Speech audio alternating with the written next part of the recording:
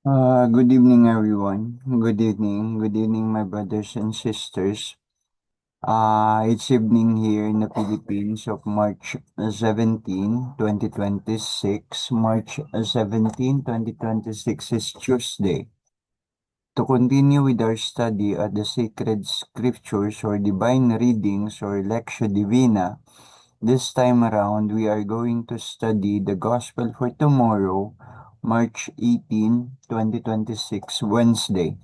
A bit advanced so that if you are doing your own study, you can supplement your own insights and reflections from the same gospel insights which I'm about to share.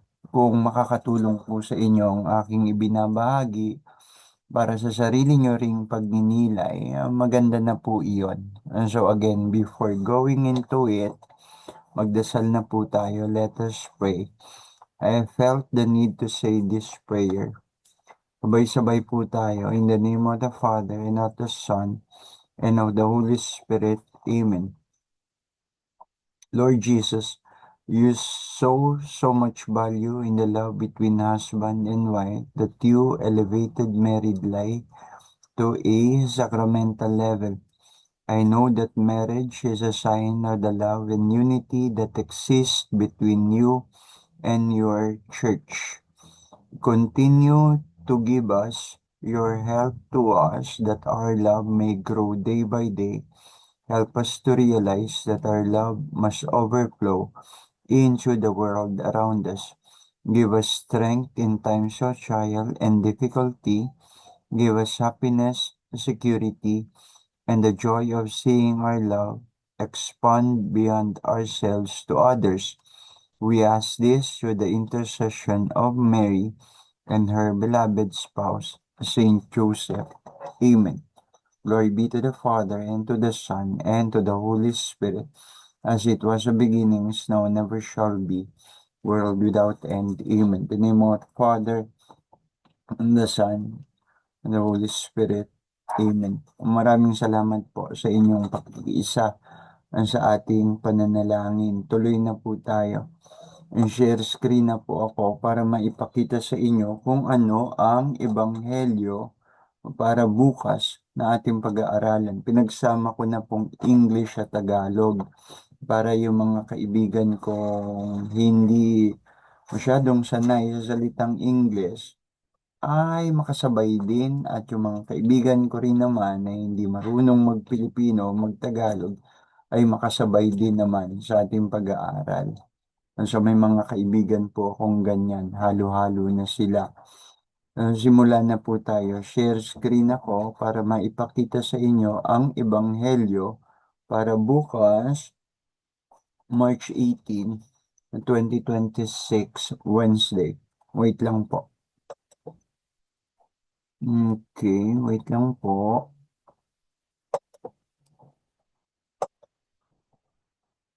Okay, eto na po siya. Sana ay nakikita nyo na.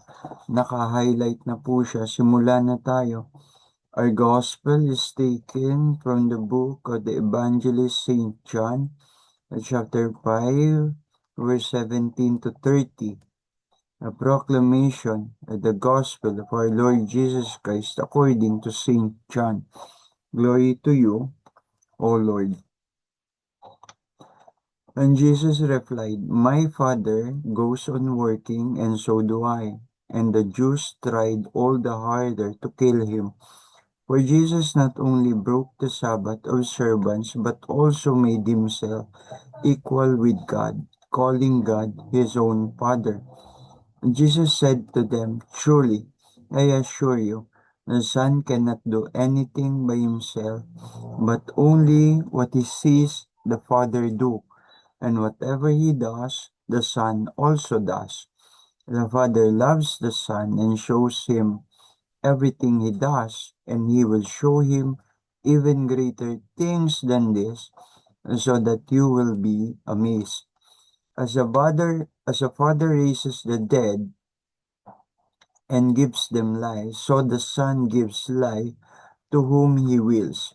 In the same way, the Father judges no one, for he has entrusted all judgment to the Son, and he wants all to honor the Son as they honor the Father who sent him. Truly I say to you, anyone who hears my word and believes him who sent me has eternal life, and there is no judgment for him, because he has passed from death to life. Truly, the hour is coming, and has indeed come, when the dead will hear the voice of the Son of God, and on hearing it will live.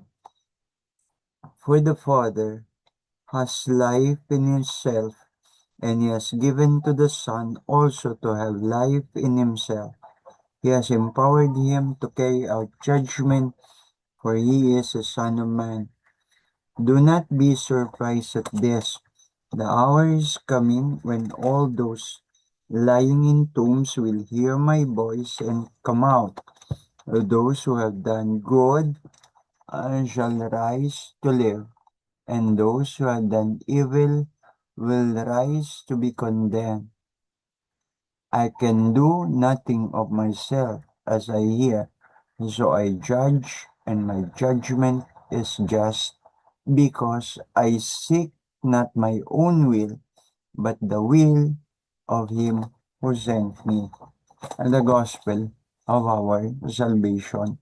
Hindi ko po na-move, hindi ko po na-move yung aking isinishare na slide, yung aking share screen. Hindi ko po na-move. Yung panghuli, I can do nothing on my own. As I hear, I judge, and my judgment is righteous, because I do not seek my own will, but the will of him who sent me.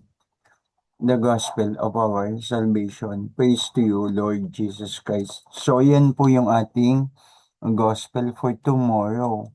Yan po yung ating gospel for tomorrow. After the gospel narrative for today about a healing of a man who had been ill for 38 years, who was at a pool called Bethesda in Hebrew. The gospel account appointed for tomorrow Mass Liturgy of the Word is a continuation of today. And so we pick up where we left off from today's gospel. Pagpapatuloy lang po siya. And so that is again, Jesus has just miraculously healed the man who had been ill for 38 years. And as to the man, the broken man, the kingdom of God has broken through. And so when Jesus asked the man, do you want to be well? Do you want to be well? The man who was at a pool called Bethesda, when Jesus asked, do you want to be well? That broken man chose to be healed, to begin again, and in manifestation of the tenderness of the Father's love. Jesus, the Son of the Father, the promised Messiah and King, the Word incarnate, the second person of the Blessed Trinity, come as a man, bringing heaven to earth, has manifested the power of God. Tagalogin natin. So, nung makita ni Jesus itong lalaki, o nang ma-meet ni Jesus yung lalaking ito na nasa pool, okay, isang ginawang uri ng patubigan, parang swimming pool, parang ganon, na ang tawag sa Hebrew is Bethesda. Tinanong ni Jesus yung lalaki, gusto mo bang gumaling, o gusto mo bang bumuti ang iyong kalagayan? Ang pinili nung tao ay natural. Gusto kong gumaling. I want to be healed. At bilang himala, parang answered prayer, na sinagot yung kanyang kagustuhan, pinagaling siya ni Jesus. So when Jesus asked him, do you want to be well? That broken man chose to be healed.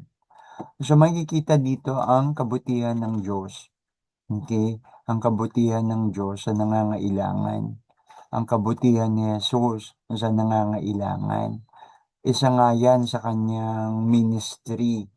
Hindi lang ipangaral ang kaharian ng Diyos, kasama din sa ministry niya ang magpagaling, to preach the gospel and to heal those who are broken, those who are with illness. Okay, and what else? Jesus ministry, miracles, healing, not hearing, sorry. So, Jesus ministry is about preaching the kingdom of God, healing illnesses, kahit sa pamamagitan ng mga himala, and also, what? Yun nga, preaching the kingdom, healing, and doing miracles. Okay, doing miracles. Sana hindi ako nagkakamali. Ganun nga po iyan. So, parang si Jesus dinala ang langit dun sa lalaki. Dinala ni Jesus ang kapangyarihan ng Diyos dun sa lalaki. Okay? So, the kingdom of God has broken through. Dinala ni Jesus ang kapangyarihan ng Diyos dun sa lalaki. Dinala ni Jesus ang langit doon sa lalaki. So, broken yung lalaki. But the lalaki, yung tao, he wanted to be, what? He wanted to be well. Okay? He wanted to be well. And, parang tugon sa kanyang kagustuhan, na parang panalangin na rin, pinagaling siya ni Jesus. So, what power of God? What kingdom of God has broken through? So again, uh, the kingdom of God is broken through. There was a manifestation of the power of God. What power of God? What kingdom of God is broken through? To answer that, I'd like to speak of God's love. God's tender love and God's faithful love. Sa maraming pagkakataon, kahit sa lumang tipan, ang Israel ay paulit-ulit na nagkakasala sa Diyos. At sa paulit-ulit nilang pagkakasala sa Diyos, ang Diyos naman sa panahon ng kanilang mga pagbabalik loob, sa panahon ng kanilang mga pagsisisi, pinapatawad naman sila ng Diyos. Paulit-ulit. It's like a cycle. It's like a cycle. Magkakasala sila, tapos magbabalik loob sila sa Diyos, magkakasala sila, magbabalik loob sila sa Diyos. May dahilan kung bakit sila nagbabalik loob sa Diyos. Kasi sa panahon ng kanilang pagkakasala, pinahihintulutan naman ng Diyos na masakop sila ng ibang bayan. Na sila'y maghirap sa kamay ng ibang bayan. At ang mga bayang ito ay mga bayang kalaban ng Israel. O sa panahon ng pagkasakop sa kanila, napahihirapan sila, naghihirap sila, and then again, parang babalik sila sa sariling wishes, sariling katinoan. Mananalangin sila sa Diyos, mananalangin sila, tapos ang Diyos naman, patatawarin sila at magpapadala ng mga hukom, mga propeta na siyang mamumuno sa kanila upang mapalaya sila sa mga bayang kaaway nila. Okay? If we are to connect the gospel for tomorrow, dun din sa first reading for tomorrow, we will notice that when the Lord speaks to Israel through the prophet Isaiah, God so often reminds Israel, his people, the people of God, about the role of God, his role and his mission. His role in his mission, his plan of salvation. Ang plano niya ng pagliligtas, hindi lang sa Israel, kundi sa lahat ng tao sa hinaharap pagdating ni Jesus. Okay. Uh, so, so ang kaligtasan ay para sa lahat. Hindi yan isang regalo ng Diyos para sa isang partikular na relihiyon o partikular na paniniwala o partikular na lahi o partikular na lipi. Ang plano ng Diyos, ang misyon ng Diyos ay para sa kaligtasan ng lahat ng tao. Okay, kaya naman bago muling bumalik ang Panginoon sa kaharian ng Diyos sa kanyang ascension, ang utos niya ay ipangaral ng mabuting balita ang kaharian ng Diyos sa lahat ng kinapal, sa lahat ng sulok ng mundo. Okay, sa lahat ng sulok ng mundo. At kasama sa pangako, ako'y magiging kasama niyo hanggang sa wakas ng panahon.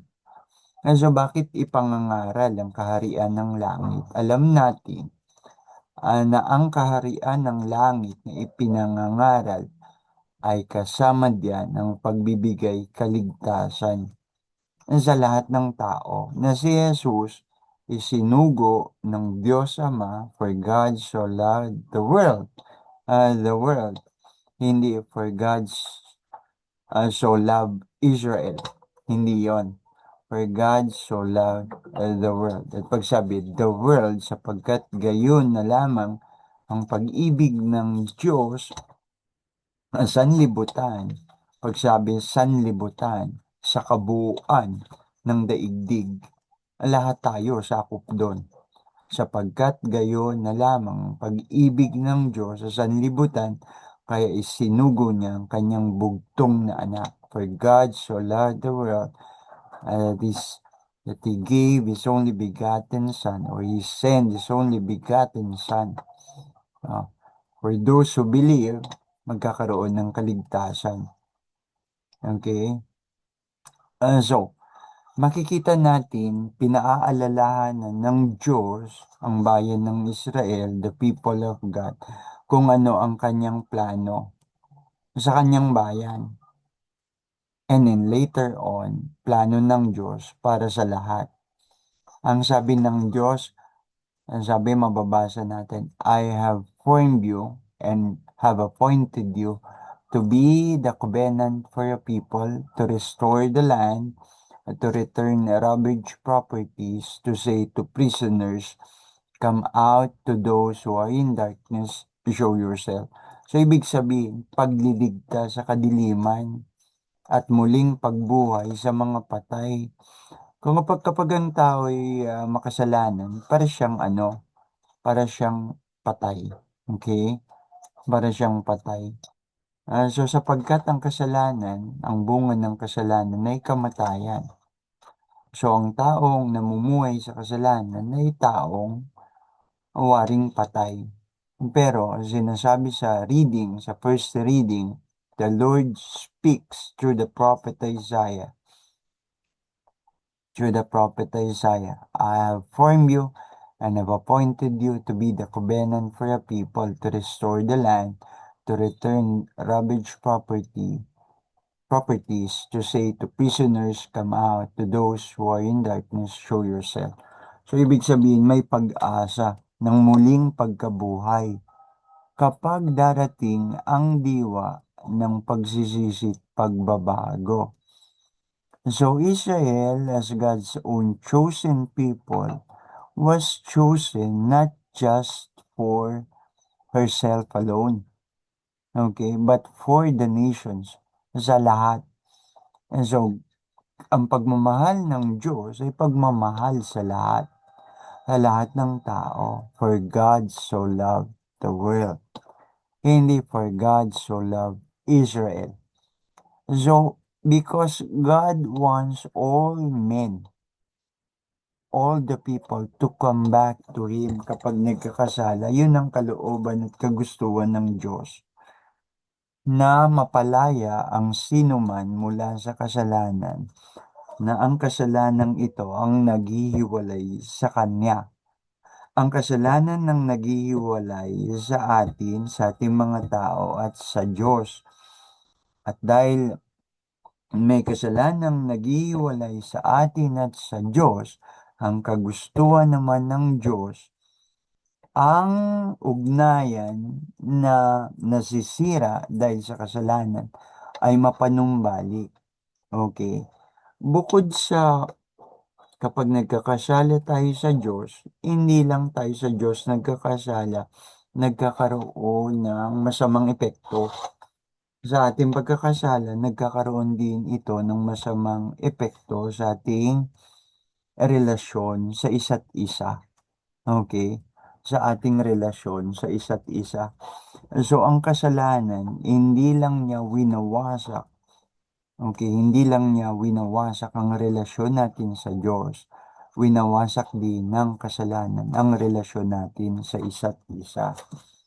At dahil gusto ng Diyos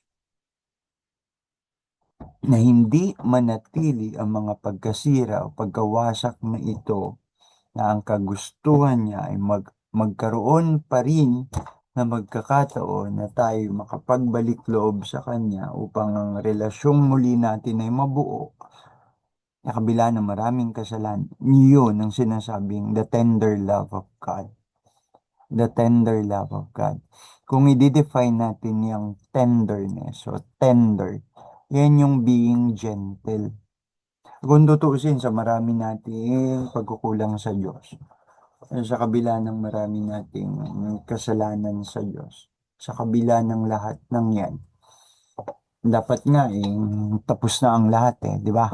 Kung ang Diyos ay talagang mabagsik na Diyos, hindi siya tender, hindi siya tender sa kanyang pag-ibig. Okay? So, there is a beautiful imagery na ginagamit ng Panginoon dito. Speaking through the prophet, itong tenderness, itong tender love na ito. Ano sabi? Shout for joy, you heavens, earth, exult. Mountains break into joyful cries, for Yahweh has consoled his people, is taking pity on his afflicted ones. Kinaawaan niya silang mga naghihirap. Kinaawaan niya silang mga naghihirap. Yahweh has consoled these people. So when you say to console, pinagagaan ang buhay ng tao. Kung may pagdaramdam, kung may kalungkutan, Yahweh consoled His people. And God is urging us to shout for joy. Okay, heavens and earth exalt, mountains break into joyful cries. Why? Because there is a tender love of God. Yun. Ang sabi, even if this were to forget, I shall not forget you. Ganda niyan. Even if this were to forget, I shall not forget you. Minsan, bata pa ako nun I was singing, hindi kita malilimutan, hindi kita pababayaan. Malilimutan ba ng ina ang anak na galing sa kanya? And my uncle retorted nung marinig niya, Ronnie, pang patay yan Wala naman tayong patay. Parang gustong gusto mo siyang kanta, pero wala tayong patay. So sinita niya yung kinakanta ko, pero tumahimik lang ako. After all, he is my uncle, di ba? At bata pa ako nun. So and then again, wala pa yung full realization nung significance nung kanta. So after growing older, okay, and after reading the scriptures, nakita ko yung significance, yung relevance ng kanta na yan. Hindi lang siya kantang pangpatay, kanta siyang biblical. And so and then again, with the same song, okay, nirelate ko ito dun sa nakikita nating mga memorial tablet which usually nakikita natin sa ating mga simbahan na dinededicate sa mga unborn children. Yan yung nakalagay. Even if this were to forget, I shall not forget you. And so it is somewhat dedicated for the unborn children. Minsan, yun yung sinabi ko yun, may mga taong simbahan, ngumiti sila tumawa. Pero sa pagkakataong yan, hindi na ako nagpigil. Ang sabi ko, anong nakakatawa? Anong nakakatawa sa bagay na yan? Alam niyo ba? Yan ay biblikal. Ayan ay makikita sa Biblia. Yang hindi kita malilimutan na awit. Hindi kita malilimutan. Hindi kita pababayaan. Kasi nakalagay dun sa, dun sa memorial nga for the unborn children. Even if this were to forget, I shall not forget you. And then I relate the song, Hindi Kita Malilimutan. Pag sabi ko ng hindi kita malilimutan, meron sa kanila mga nagsipagtawanan, meron sa kanila, yan, ngumiti, tumawa, ganun. Pero hindi na ako nagpigil. Sabi ko, anong nakakatawa? Alam nyo, ay ang bagay na yan ay makikita sa Biblia. Maaring tumatawa kayo o nakakatawa sa inyo kasi pampatay, usually, nare-relate nyo as kantang pampatay. Pero hindi siya basta kantang pampatay lang. Siya'y nasa Biblia. That was it. Maaari nag-appear ako, maaari nagmukha akong rude sa kanila. Or maaari nagmukha akong prangka para sabihin yun. But it's true. But it's true. Totoo yun. And so, totoo yun. Ah, totoo yun. Tapos, so saan ba ibinase sa Biblia yung kantang Hindi Kita Malilimutan? Puntahan na nga nating mabuti. Ang kantang Hindi Kita Malilimutan. Hindi kita malilimutan. Hindi kita pababayaan. Ay binase sa talata mula sa Biblia nga. Partikular sa aklat ng propetang si Isaías, Kabanata 49, mga talata 15 hanggang 16, kung saan ipinahayag ng Diyos na hinding-hindi niya makalilimutan ng kanyang bayan sapagkat ang kanilang pangalan ay nakaukit sa kanyang mga palad. Ito ang pinagmula ng mensahe ng awit na nagsasaad ng walang hanggang pag-ibig at katapatan ng Diyos sa kanyang bayan, sa kanyang mga anak. So sa Isaías na pinagmulan sa Biblia, malilimutan ba? In chapter 49 verse 15, malilimutan ba ng ina ang kanyang anak na pasusuin? Kahit na siya'y makalimot, ako'y hindi makalilimot sa inyo. Chapter 16, Jerusalem, hindi kita malilimutan. Pangalan mo'y nakaukit sa aking mga palad.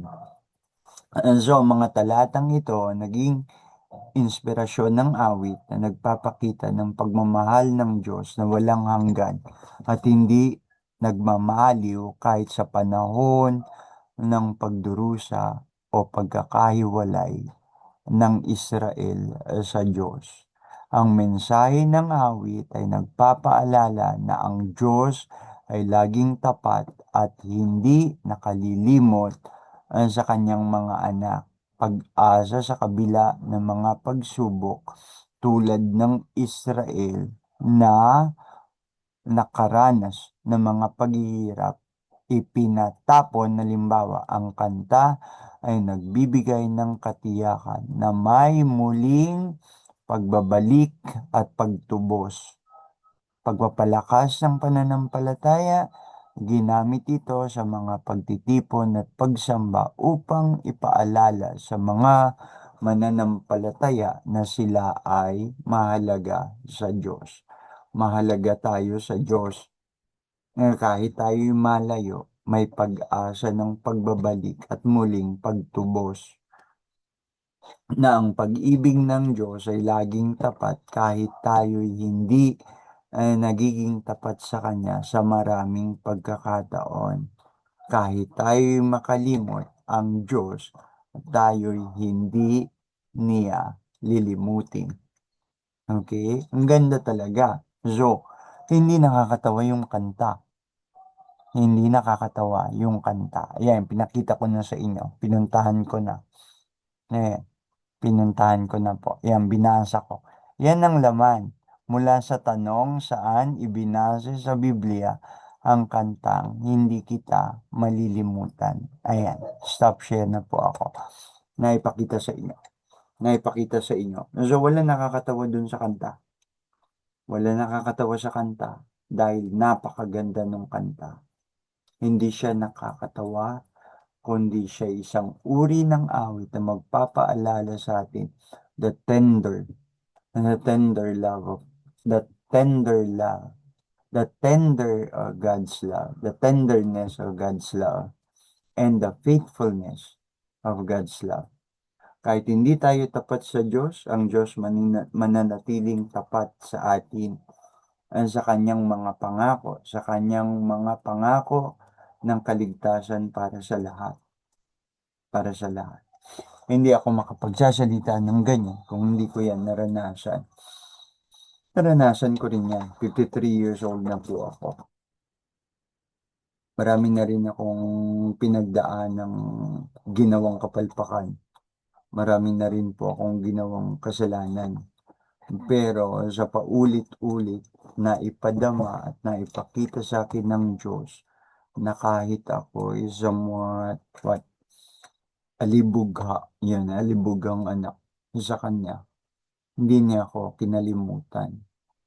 Lagi niyang ipinaramdam sa akin, lagi niyang ipinararamdam sa akin na siya ay hindi niya ako pinababayaan. Hindi ko na lang po dedetalyihin.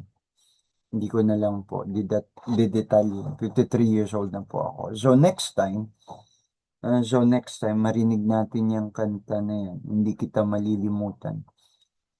Alalahanin natin ang katapatan ng pag-ibig ng Diyos at ang kanyang mahinahong pag-ibig. Yun, mahinahong. The tenderness, love of the tenderness of God's love. And the tenderness of God's love. So, ang sabi sa huli ng Ebanghelyo para bukas, ang sabi sa huli ng Ebanghelyo para bukas, I seek not my own will, but the will of Him who sent me. Also, nang isinugo ng Ama ang kanyang bugtong na anak, si Jesus, ang ating Panginoon, tagapagligtas at Hari, si Jesus naman ay ginawa ang lahat ayon sa kalooban ng Ama na nagsugo sa Kanya. Kaya iyon yung salita sa huli. I can do nothing of myself as I hear, so I judge. And my judgment is just because I seek not my own will, but the will of Him who sent me. And so, tayo bilang mga binyagan, bilang bahagi ng ating simbahan, bilang Kristiyano, bahagi ng pamilya ng Kristyanismo, tayo din ay ang hamon sa atin ay maging katulad ni Jesus. Ano ba ang kalooban ng Diyos sa bawat isa sa atin? At after knowing, pagkatapos ating malaman kung ano ang kalooban ng Diyos para sa atin at para sa iba, after knowing the will of the Father, gawin natin yon. Kung paano ginawa ni Jesus ang kalooban ng Diyos Ama na nagsugo sa Kanya, sa atin, para sa atin. And so yun, As always pray, lagi tayong manalangin na makita natin, malaman ang kalooban ng Diyos para sa atin. Bata-bata pa ako, medyo confused pa ako diyan, eh. May mga tanong pa ako diyan, Lord, Panginoon, ano bang kalooban mo sa akin? Ano bang kalooban mo sa buhay ko? Medyo confused pa ako diyan. Ano ba ang kalooban mo, Panginoon, sa akin? Ano ba ang kalooban mo para sa akin? Tinatanong ko rin, ano po ba ang mga dapat kong gawin? Ano po ba ang mga landas na dapat kong tahakin? Pero ngayon, hindi na. Hindi na magulo ang lahat. Parang malinaw na ang lahat. Hindi man lahat, maraming bahagi ng mga panahon na dati confused ako. Hindi na ako confused. Ngayon, totally. Malaki na ang porsyentong hindi na ako naguguluhan. Na alam ko na mga dapat gawin. Alam ko na ang kalooban ng Diyos para sa akin. Unang-una, nandito na ako sa propesyon ng pagiging public school teacher. Kalooban yan ng Diyos sa akin. So yung tanong na ano po bang dapat kong gawin, sagot na yan. Dahil nandyan na ako bilang isang guro sa pampublikong paaralan. Kalooban ng Diyos sa akin na gawin ko ng buong husay ang aking tungkulin bilang isang guro, pampublikong guro. Yun, di na ako, wala na, nabawasan na ang mga kaguluhan. Yung mga pag-iisip na confused ka. Ano bang kalooban mo, Panginoon, sa akin? Bata-bata ako, hinahanap ko pa yan. Hinahanap ko pa ang mga sagot sa katanungan na yan. Pero makita ko, sabi ko, eto na ito. Ito na ito na ito, at sapat na ito sa akin. Ito na ito, at sapat na ito sa akin. Ito na ang kalooban ng Diyos sa akin, at sapat na ito sa akin. Na sapat na nalaman ko siya, at sapat na na buo din ang kabatiran ko na dapat kong sa kung ano ang dapat kong gawin. Ang gampanan ng aking tungkulin ng buong husay. So marami na pong nasabi. So ang ebanghelyo para bukas ay sa pagtatapos sa dulo ay ginawa ni Jesus ang kalooban ng Diyos Ama na nagsugo sa kanya. Sa Getsemani, sinabi niya, nakita niya mangyayari sa kanya. Ngunit ang sabi niya, ngunit Panginoon, hindi ang kalooban ko ang masunod, kundi ang kalooban mo. Nagangad siya, kung maaari, alisin mo ang kopa ng paghihirap na ito sa akin. Pero pagsunod na sabi niya naman, ngunit hindi ang kalooban kong masunod, kundi ang kalooban mo. So bilang tao, baka nakapag-isip din siya ng pag-aalala, worries, nakapag-isip din siya ng takot. Baka, hindi ako sigurado, baka rin naman hindi. Kasi in the first place, ang second person siya ng Trinity. Ay, Diyos din siya. At bilang Diyos, makapangyarihan siya. At bilang makapangyarihan, kung makapangyarihan siya bilang Diyos, wala siyang katatakutan. And so, ang salita ko'y baka. Ang baka. Kasi si Jesus ay totoong tao at totoong Diyos. Nakaranas din siya ng mga karanasan ng karaniwang tao. Kaya masabi natin, can relate talaga siya sa atin. Kasi nabuhay din siya tulad ng isang karaniwang tao. Okay. At nabuhay din siya na hindi tulad ng isang karaniwang tao lang. Okay. Bilang Diyos rin. So magandang gabi po sa inyong lahat. Diyan na po natin tapusin. Hanggang sa muli, Brother Aaron po ito. Hanggang sa muli. At sana nakapag-iwan ako sa inyo ng ng isang bagay na inyo pang mas lalong mapagninilayan, puwedeng maidagdag niyo sa inyong mga sariling pagninilay, sariling pag-aaral sa mga salita ng Diyos. Sa akin is only to sup to supplement, kung ano man ang meron na rin kayo na meron sa inyo. Only to supplement, maging karagdagan at kung magiging karagdagan siya sa inyong mga sariling pagninilay, ay kaluguran na po sa akin na makapaglingkod. So, magandang gabi po sa inyong lahat. Hanggang sa muli, Brother Aaron po ito. Paalam na sa inyong lahat.